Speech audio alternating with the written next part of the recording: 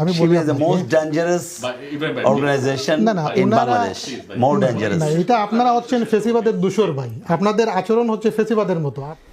ইসলাম আর politics এক না বলছেন, ওনাকে আরেকটু পড়ালেখা করা লাগবে এটা নিয়ে, কারণ ইসলাম হচ্ছে নখ কাটা থেকে শুরু করে রাষ্ট্র পরিচালনা পর্যন্ত।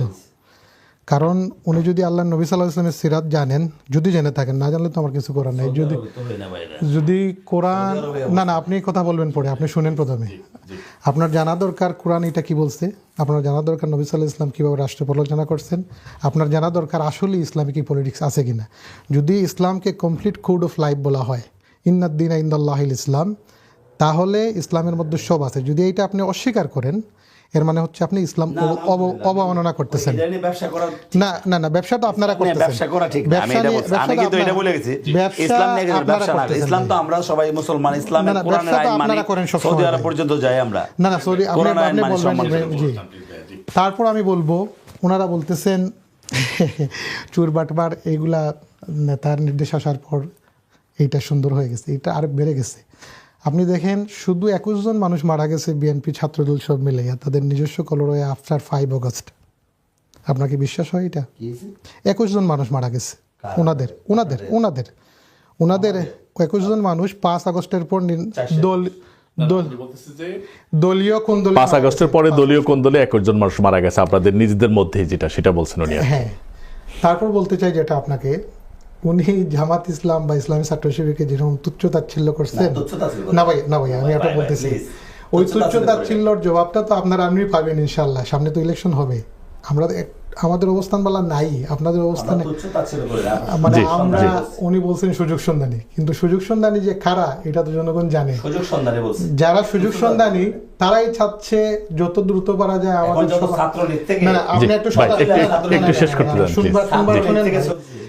যা আওয়ামী লীগ আপনার দুর্নীতি করে কামাইছিল তার একটা অংশ বিএনপি নিতেছে। এখন বিএনপির সালাউদ্দিন সাহেবকে বরণ করার সময় এসালামের 14টা গাড়ি নিয়ে আসছে ভাই।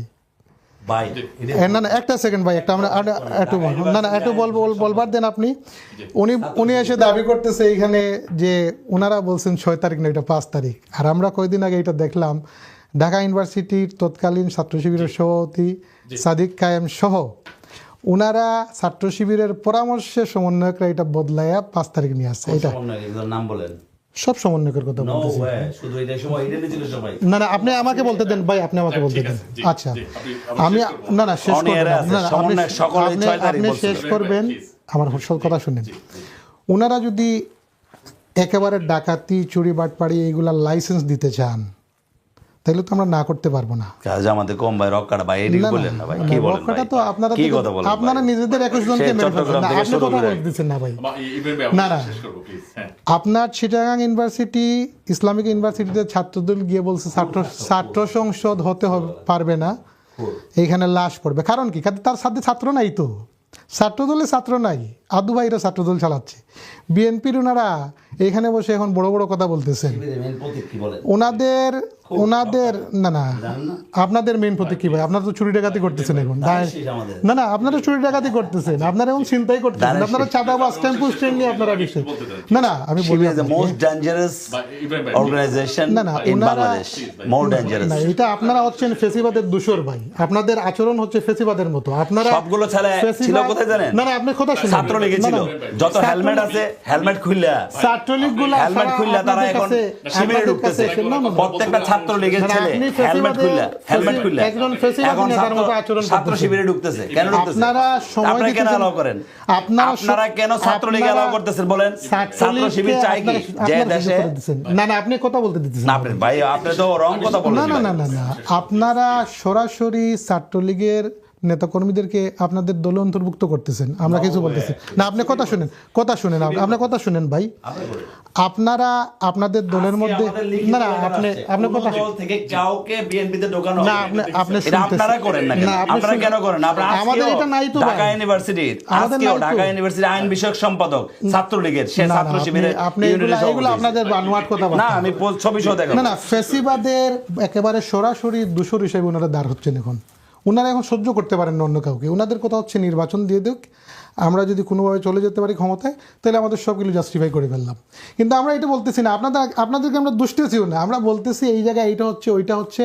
হাত বদল হয়েছে। হাত বদল হওয়া মানে আপনারা মনে করেন এটা আমরা নিয়ে নিছি, এর মানে কি বিএনপি, ছাত্রদল, যুবদল ওরা কি নিজেরা নিজেদের উপর সব অপরাধ নিয়ে নিতে চায়? আমি স্পষ্ট ভাষা আপনাকে বলতে চাই, আপনার অনেয়ারে জি আমার দল 10 দফা সংস্কারের কথা বলছে, 31 দফা না।